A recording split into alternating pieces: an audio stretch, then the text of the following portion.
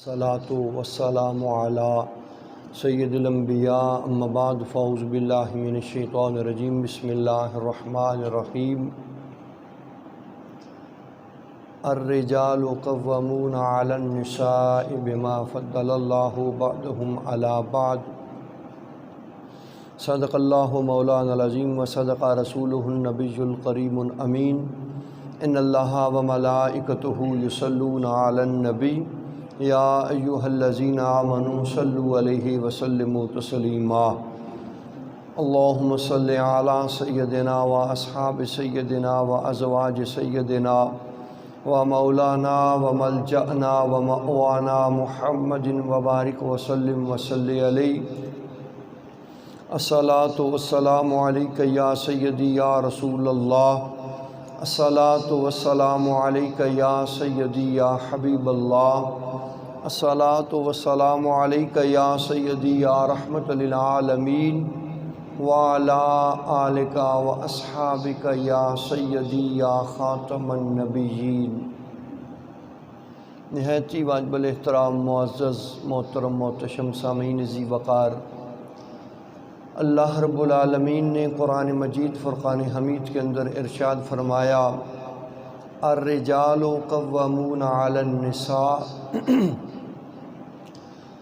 مرد عورتوں پر محافظ و نگران ہیں، بما فضل اللہ بعضهم علی بعض، اور یہ فضیلت اور برتری اللہ رب العالمین نے مردوں کو عطا فرمائی، وَبِمَا أَنفَقُوا مِنْ أَمْوَالِهِمْ، اور وہ اپنے مال میں سے عورتوں کی ضرورت اور آرام کے لیے خرچ کرتے ہیں۔ اس آیت کریمہ کے اندر پروردگار عالم نے عورتوں پر مردوں کی فضیلت اور برتری کو بیان فرمایا ہے۔ اس آیت کریمہ کا شان نزول کچھ اس طرح ہے کہ حضرت سعد بن ربیع انصاری رضی اللہ تعالی عنہ، آپ ان افراد میں سے ہیں جنہوں نے عقبہ ثانیہ کے موقع پر حضور علیہ الصلوۃ والسلام کی دست اقدس پر اسلام کی بیعت کی، اور آپ کو آقا علیہ الصلوۃ والسلام نے نقیب بھی مقرر فرمایا۔ آپ کی زوجہ حضرت حبیبہ رضی اللہ تعالی عنہا کسی معاملے میں انہوں نے اپنے خاوند کی حکم عدولی کی نافرمانی کی، تو حضرت سعد نے اپنی بیوی کو تماچا مار دیا، اور انہوں نے اپنے والد کو بتایا تو ان کے والد نے حضور علیہ الصلوۃ والسلام کی بارگاہ میں شکایت کر دی۔ اس وقت تک اس معاملے اور سلسلے میں کوئی حکم صادر نہیں ہوا تھا، تو حضور علیہ الصلوۃ والسلام نے فرمایا ان سے کہ وہ اپنے خاوند سے، یعنی حضرت حبیبہ اپنے خاوند سے قصاص لے سکتی ہے۔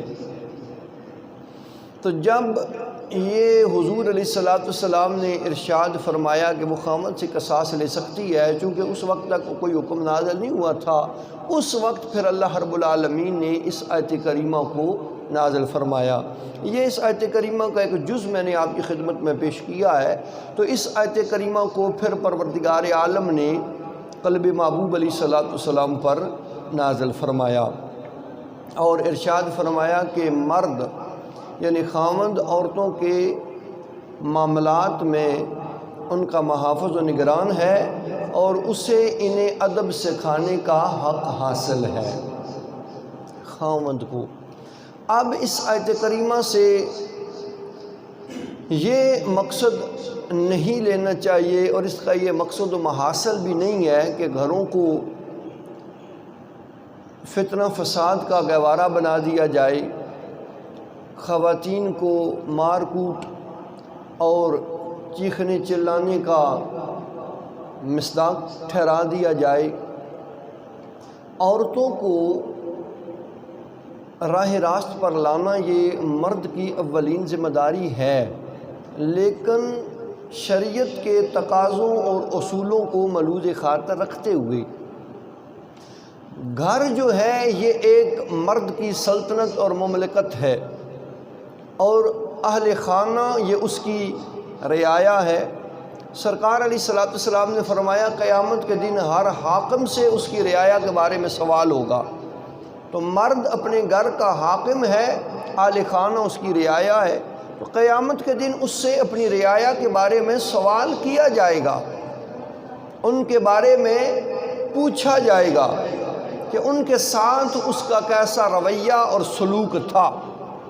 تو خواتین کو صراط مستقیم پر لانا اور شریعت کے مطابق چلانا یہ مرد کا اولین فریضہ بھی ہے، لیکن عورتوں کے احساسات، ان کے جذبات، ان کے خیالات و نظریات اور ان کے معاملات اور خواہشات کو ملوز خاطر رکھنا یہ بھی مرد کی ذمہ داری ہے کہ ان کی نیک خواہشات کو بھی پورا کیا جائے، ان کے جذبات و احساسات کا خیال بھی رکھا جائے اور صراط مستقیم پر انہیں چلایا بھی جائے۔ اب یہ نہیں کہ مرد بیٹھا مصلی پر تسبیح پہ تسبیح، سجدے پہ سجدہ کر رہا ہے اور بیگم صاحب گلے میں دوپٹہ ڈال کے فیشن اور میک اپ کر کے شہر میں لطف اندوز ہو رہی ہیں، تو اس کا ذمہ دار کون ہوگا؟ اس کا جو سربراہ ہے۔ تو اب ایسی خواتین کو جو شریعت کی نافرمانی کر رہی ہیں، اللہ رسول کے احکام کی حکم عدولی کر رہی ہیں اور اپنے خاوند کی نافرمانی کا مرتکب ہو رہی ہیں، تو پھر ایسی عورتوں کو صراط مستقیم پر چلانا اور ان کی ہدایت کے لیے اچھے اسباب کرنا اور ادب سکھانا، یہ اللہ رب العالمین نے مرد کو اس کا حق عطا فرمایا ہے اور مرد اس کا مجاز ہے کہ وہ اسے ادب سکھانے کا حقدار اور مجاز بن چکا ہے۔ تو اس اعتبار سے وہ عورت کو ادب سکھانے کا حقدار ہے، لیکن ایسے مارنا کوٹنا یہ نامناسب اور نا خوشگوار سا عمل ہے۔ تو اس واسطے معزز سامعین عرض کر دیا کہ اس آیت کریمہ سے کوئی غلط مقصد اور مطلب حاصل نہ کر لیا جائے، بلکہ اولین مقصد یہی ہے کہ میاں بیوی، یہ جیسے کہا جاتا ہے کہ ایک گاڑی کے دو پہیے ہیں، تو جب تک وہ دونوں صحیح نہ ہوں گے، سلامت نہ ہوں گے، درست نہ ہوں گے، ایک سمت میں نہ ہوں گے، پھر یہ گاڑی زندگی کی چل نہیں سکتی۔ تو شریعت کے مطابق، قرآن و سنت کی تعلیمات کے مطابق اپنی زندگی کو گزارنا اولین فریضہ ہے۔ تو اس واسطے آقا علیہ الصلوۃ والسلام نے مختلف مقامات پر مردوں کی بھی اور عورتوں کی بھی فضیلت کو بیان فرمایا ہے۔ تو مرد چونکہ حاکم اور بادشاہ ہے اپنی مملکت کا، سلطنت کا، اور اس سے اس کی رعایا کے بارے میں سوال کیا جائے گا، تو اللہ نے حاکم بنایا ہے تو اس کے احکام کو بھی ملوز خاطر رکھنا یہ ضروری اور اولین فریضہ ہے۔ لمبی تمہید نہیں باندھوں گا، وقت بڑا مختصر ہوتا ہے۔ تو جہاں حضور علیہ الصلوۃ والسلام نے اچھی خواتین کی علامات کو بیان کیا، وہاں حضور علیہ الصلوۃ والسلام نے عورتوں کی فضیلت اور ان کی شان کو بھی بیان فرمایا ہے۔ حضرت ابو ہریرہ رضی اللہ تعالی عنہ بیان کرتے ہیں، آقا علیہ الصلوۃ والسلام نے ارشاد فرمایا، عورتوں میں سے بہترین عورت وہ ہے کہ جسے جب تو دیکھے تو وہ تجھے خوش کرے، اور جب اسے حکم دے تو وہ تیری تابعداری کرے، اور جب تو اس سے غائب ہو وہ تیرے مال کی اور اپنی عصمت کی حفاظت کرے۔ اور اس کے بعد پھر اس مذکورہ آیت کریمہ کو آقا علیہ الصلوۃ والسلام نے بیان فرمایا، الرجال قوامون علی النساء۔ تو وہ بہترین عورت ہے جو اپنے خاوند کی تابعداری کرے۔ اور اس کے بعد معزز سامعین ذی وقار، آقا علیہ الصلوۃ والسلام نے مزید ارشاد فرمائے، حضرت انس رضی اللہ تعالی عنہ آپ بیان فرماتے ہیں اس حدیث پاک کو، جو حضور علیہ الصلوۃ والسلام کی مبارک حدیث ہے، اس کے راوی حضرت انس بن مالک رضی اللہ عنہ ہیں۔ عورتوں کی فضیلت بہت زیادہ ہے اگر عورت شریعت کے مطابق اپنی زندگی کو گزارنے میں کوشاں رہے۔ آپ فرماتے ہیں کہ مرأۃ اذا صلت خمسہا، وہ عورت بہترین عورت ہے کون سی کہ جو وقت پر 5 نمازیں ادا کرتی ہے، بر وقت، بے وقت نہیں، بر وقت نماز ادا کرتی ہے، وصامت شہرہا، اور رمضان المبارک کے اس عظیم ماہ مقدس کے روزے رکھتی ہے، وحافظت فرجہا، اور اپنی عصمت کی حفاظت کرتی ہے، واطاعت زوجہا، اور اپنے خامند کی تابعداری کرتی ہے۔ اپنے خامند کی تابعداری یہ ضروری ہے۔ تدخل من ای باب شاءت من ابواب الجنہ،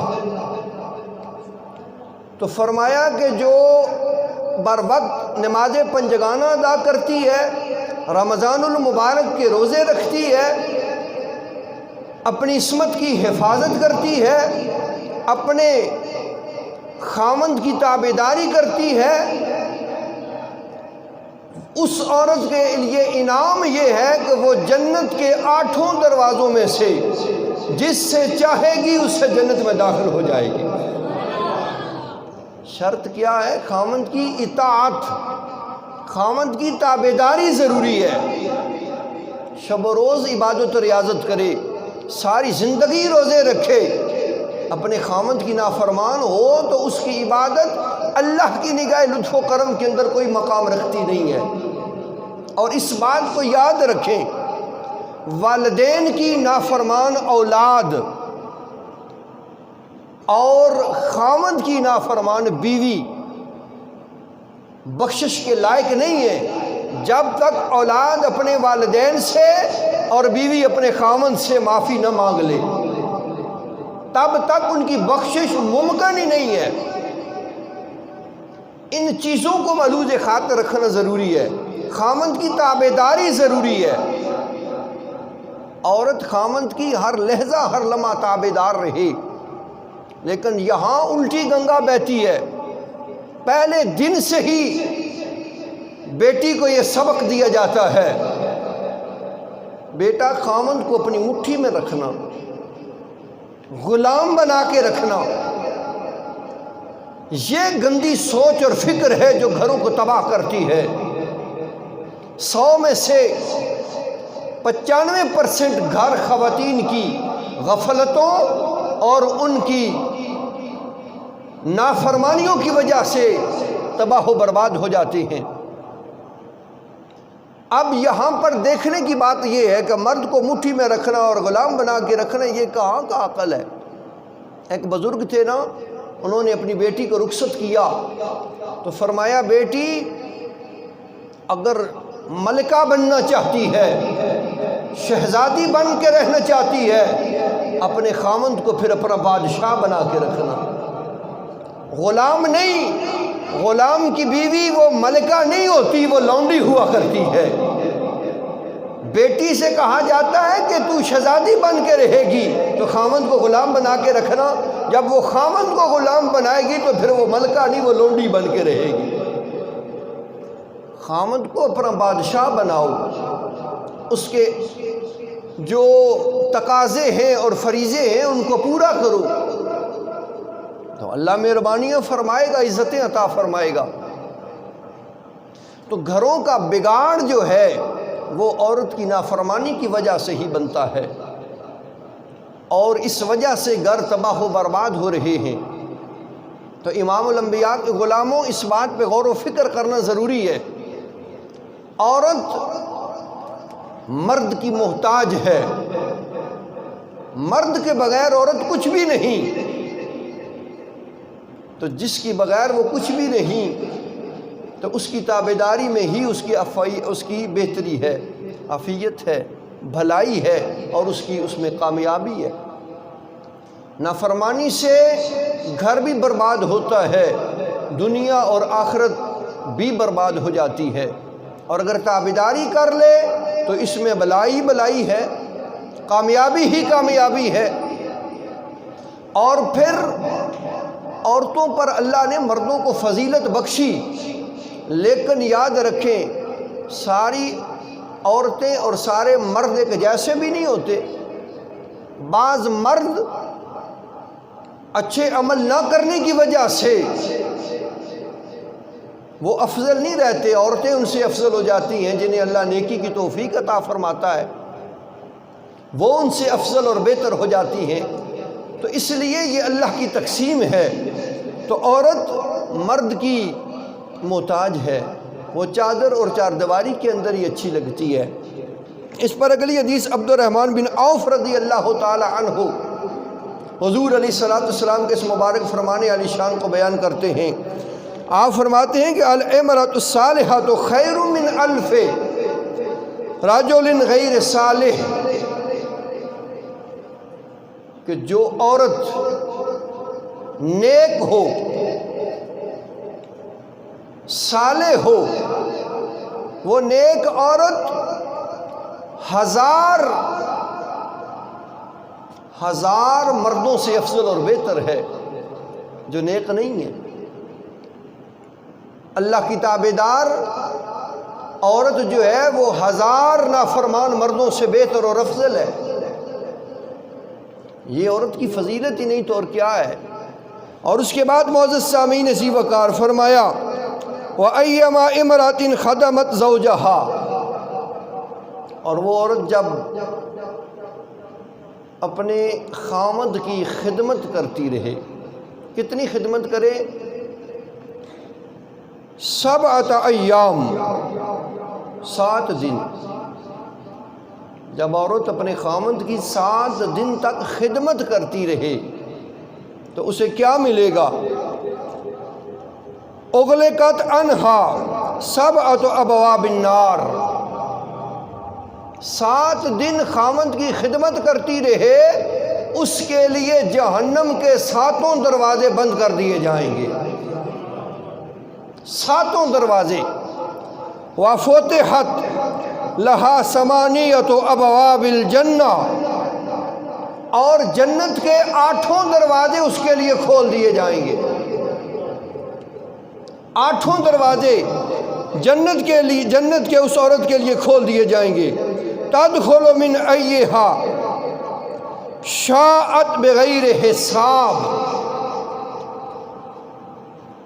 تو پھر اسے یہ خوشخبری دی جائے گی، اسے یہ اختیار دیا جائے گا کہ وہ جنت کے 8 دروازوں میں سے جس سے چاہے بغیر حساب جنت میں داخل ہو جائے۔ یہ کس چیز کی بات ہے؟ 7 دن تک اپنے خامند کی تابعداری کرنے، خدمت کرنے کی۔ اب اس حدیث پاک کا یہ مطلب نہیں کہ جو 7 دن خدمت کرے اب وہ جناب ساری زندگی بیٹھ جائے، نہ خدمت ہی نہ کرے، بس ٹھیک ہے جی 7 دن ہو گئے، حکم حدیث پر عمل ہو گیا، اب باقی کیا ضرورت ہے، جنت مل جائے گی، جہنم کے دروازے بند ہو جائیں گے۔ فقط 7 دن نہیں ہے، ساری عمر کی بات ہے، یہ تو فضیلت کے اعتبار سے بیان کیا گیا۔ تو جب 7 دن تک عورت اپنے خامد کی خدمت کرے، اس کے لیے جہنم کے 7 دروازے بند کر دیے جائیں اور 8 دروازے کھول دیے جائیں اور بغیر حساب کے جنت میں داخل کر دیا جائے، تو جو عورت ساری زندگی اپنے خامد کی تابعدار رہے گی، ساری زندگی اپنے خامد کی خدمت گزار رہے گی، اس سے رب کی بارگاہ سے کتنا بڑا انعام و اکرام عطا کیا جائے گا۔ تو حضور علیہ السلام کے غلاموں، اس معاملے میں اور اس بارے میں غور و فکر کرنا یہ لازم اور ضروری ہے۔ یہ ایک دن کی بات نہیں، حضور علیہ السلام کی حیات ظاہری کے اندر آج کل تو خامند کی بات کو بالکل ہی پس پش ڈال دیا جاتا ہے، سمجھا ہی نہیں جاتا۔ آقا علیہ السلام کی حیات ظاہری کی بات ہے، عام لوگ کہتے ہیں جی حضور کے زمانے کی بات، یہ بڑا غلط سا جملہ ہے۔ حضور کے زمانے زمانے سارے حضور کے ہیں، یہ نہیں کہنا چاہیے جی حضور کے زمانے میں، اس سے کیا مراد ہے؟ حضور کی حیات ظاہری میں ہو تو اس کی الگ بات ہے، یہ حضور کی حیات ظاہری کے زمانے کی بات ہے۔ فقط کہہ دینا حضور کے زمانے میں، تو زمانے سارے حضور کے ہیں، کل کے بھی اور آج کے بھی سب زمانے یہ حضور علیہ السلام کے ہی ہیں۔ آپ کا صدقہ اللہ نے مہربانیاں فرمائی ہوئی ہیں۔ حضور کی حیات ظاہری والے زمانے کی بات ہے، حیات ظاہری کا زمانہ اور ہے، حیات باطنی کا، یہ باطنی کا زمانہ ہے، وہ ظاہری کا تھا۔ تو ظاہری کے زمانے کے اندر ایک مرد نے اپنی بیوی کو سارے لوازمات پورے کر کے دیے، اور کہیں تجارت کے لیے یا جہاد کے لیے نکلا تو کہا کہ میرے آنے تک میرے گھر سے باہر نہ نکلنا۔ اب بات مشروط ہو گئی، وہ چلا گیا، کچھ دن گزرے تو اس کا باپ علیل ہو گیا، گھر سے میکے سے پیغام آیا کہ اپنے باپ کو مل جا، دیکھ جا، وہ بیمار پڑ گیا ہے۔ اس نے بارگاہ محبوب علیہ السلام میں پیغام بھیجا، میرے کریم خامد نے کہا تھا کہ میری اجازت کے بغیر میرے آنے تک گھر سے نہ نکلنا۔ میکے سے پیغام آیا کہ ابا جی کی حالت ٹھیک نہیں، دیکھ جا، کیا کروں؟ آقا علیہ السلام نے فرمایا کہ اپنے خامد کی اطاعت کر۔ پھر کچھ ایام گزرے، بالکل ہی بات ختم ہوتی ہوئی نظر آئی کہ اب اس کی زندگی کے کچھ لمحات رہ چکے ہیں۔ میکے سے پھر پیغام آیا کہ باپ اب چند لمحوں کا مہمان رہ چکا ہے، تو اپنے باپ کی عیادت کر جا۔ اس نے بارگاہ محبوب میں پھر بندہ بھیج دیا کہ اب اس طرح کا پیغام آیا ہے، کیا کروں؟ حضور علیہ السلام نے فرمایا کہ اپنے خاوند کی اطاعت کر۔ اگر آج کے زمانے کی عورت ہوتی تو کون کس سے پوچھتا؟ کون خاوند کی بات کو ملوز خاطر رکھتا؟ تو معزز سامعین، اس نے یہ نہ دیکھا لوگ کیا کہیں گے، اس نے یہ نہ سوچا کہ دنیا کیا کہے گی۔ آج ہمیں ان خرافات نے تباہ کر دیا۔ ہم یہ نہیں سوچتے اللہ رسول کیا کہے گا، ہم یہ نہیں دیکھتے کہ ہماری شریعت ہم سے کیا تقاضا کرتی ہے، ہم یہ خیال نہیں کرتے کہ ہمیں اللہ رسول کی رضا حاصل ہو رہی ہے کہ نہیں۔ دنیا اور دنیا داروں کو دیکھا جاتا ہے، دنیا اور دنیا داروں کے تقاضوں اور ان کے نموشوں کو دیکھا جاتا ہے۔ کیا ہوا؟ اس نے بغیر سوچے کہ لوگ کیا کہیں گے، دنیا کیا کہے گی، جب پیغام ملا تو اپنے گھر میں ہی بیٹھی رہی۔ پھر پیغام تیسرا آیا کہ تیرا باپ مر گیا ہے، اب حوالہ زمین ہو جائے گا اس کا، مرتے مرتے، دنیا سے جاتے جاتے، رخصت ہوتے ہوئے آخری بار چہرہ تو دیکھ جا، الوداع کر جا۔ اس نے پھر پیغام بھیجا۔ حضور علیہ السلام نے فرمایا اپنے خامند کی اطاعت کر۔ وہ اپنے باپ کے مرنے پہ بھی نہیں گئی۔ تو پھر ہوا کیا؟ اس کے بعد حضور علیہ السلام کی بارگاہ کے اندر وہ پیغام بھیجنے والی اب بارگاہ محبوب سے اس کی طرف پیغام آ رہا ہے۔ آقا علیہ السلام نے اس کی طرف پیغام بھیجا کہ اپنے خاوند کی تابعداری کرنے والی اللہ رب العالمین نے تجھ پہ کرم کیا کیا ہے۔ فرمایا کہ تیرا اپنے خاوند کی تابعداری کرنے کے عمل کی وجہ سے رب کریم نے تجھے اور تیرے باپ کو بخشش و مغفرت عطا فرما دی ہے، اس کے گناہوں کو معاف فرما دیا ہے۔ اگر چلی جاتی تو کیا ہوتا؟ خاوند کی نافرمانی الگ، اللہ رسول کی نافرمانی الگ، شریعت کی حد بندیوں کو توڑنے کا جرم الگ، تو ملتا کیا؟ کچھ بھی تو نہیں۔ جب شریعت کی پاسداری کر دی، اللہ رسول کی نافرمانی نہ کی، اپنے خاوند کے حکم کو سینے سے لگائے رکھا، تو اللہ کی بارگاہ سے اجر کیا ملتا ہے؟ اللہ نے اس کے گناہوں کو بھی معاف کر دیا، اس کے مرے ہوئے باپ کے گناہوں کو بھی معاف فرما دیا۔ تو عرض کرنے کا مقصد یہ ہے، اللہ رسول کی تابعداری کے اندر والدین کی اور خاوند کی تابعداری کے اندر ہی بقا ہے، اور اسی کے اندر فلاح ہے، اور اسی سے کامیابی و کامرانی دارین ہے۔ اور اس واسطے معزز سامعین ذی وقار، جو اولاد والدین کی نافرمانی کرتی ہے اور جو بیوی اپنے خاوند کی نافرمانی کرتی ہے، اس کا دارین کے اندر کہیں پہ بھی کامیابی اور کامرانی سے کوئی سروکار نہیں، اللہ رسول کی رضا سے کوئی اس کا کام نہیں۔ تو اس وجہ سے اور اس لیے ضرورت اس امر کی ہے، ہر اولاد اپنے والدین کی تابعدار ہو جائے، ہر بیوی اپنے خاوند کی تابعدار بن جائے، تو اللہ رب العالمین اس نیک اولاد اور اس نیک بیوی کو دارین کے اندر کامیابیاں بھی عطا فرمائے گا، کامرانیاں بھی عطا فرمائے گا۔ یہ ساری چیزیں قرآن سے حدیث سے ملتی ہیں۔ عرض کرنے کا مقصد یہ ہے کہ آج کے اس پرفتن دور کے اندر، فسق و فجور کے زمانے کے اندر بڑی ہی بے حسی ہے، بڑی بے رغبتی ہے۔ مرد کو پتہ نہیں اس کی بیوی کیا کر رہی ہے، بیوی کو پتہ نہیں اس کا خاوند کیا کر رہا ہے۔ تو جب اللہ نے مردوں کو بیویوں پر محافظ و نگران بنایا ہے، تو مرد کو اپنی عورت کے معاملات سے آگاہی ہونی چاہیے، اور اس کے اچھے برے کاموں سے باخبر ہونا چاہیے۔ اچھے کاموں پر اس کی حوصلہ افزائی کرے، برے کاموں پر اسے روکے، منع کرے۔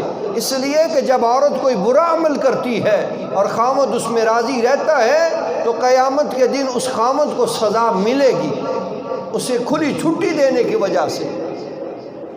وہ مرد کی رعایا ہے، تو اس کے معاملات کو ملوز خاطر رکھنا اور اچھے برے میں تمیز کرنا اور کروانا، یہ اس کی ذمہ داری ہے۔ تو اس واسطے اب عنوان تو کافی لمبا ہے، لیکن وقت قلیل تھا تو مکمل ہو چکا ہے۔ باقی باتیں انشاءاللہ العزیز اگلے جمعۃ المبارک پر آپ کی سماعتوں کے حوالے کروں گا۔